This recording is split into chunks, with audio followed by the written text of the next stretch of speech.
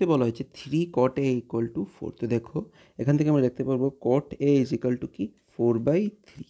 তো যদি আমরা একটা ত্রিভুজ ড্র করি যেখানে এটা কোণ এ বি এবং সি, কট মানে কি ভূমি বাই লম্ব, অর্থাৎ এটা 4k হলে এটা 3k।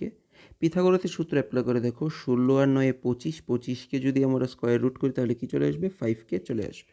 তাহলে 10a মানে কি 10 এর লম্ব বাই ভূমি, সাইন এ কি লম্ব বাই অতিভুজ, এবং কস এ কি ভূমি বাই অতিভুজ। তো প্রথম LHS এর মান যদি বের করি, উপরে আছে 1 মাইনাস কি 3/4 এর হোল স্কোয়ার, 3/4 এর হোল স্কোয়ার মানে কি 9/16, নিচে আছে 1/9/16।